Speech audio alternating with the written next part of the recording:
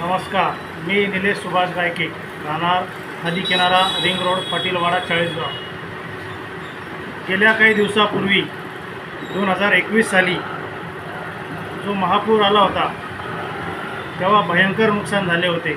नदी किनारा, ring road परिसरातील गोरगरीब लोकांचे झोपडे वाहून गेले, जनावरे वाहून गेले.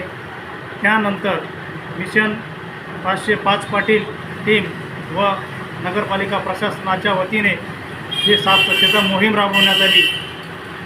त्यानंतर बऱ्याचदा नदीखालून पाणी गेले, परंतु पूर वगैरे काही तसा आला नाही.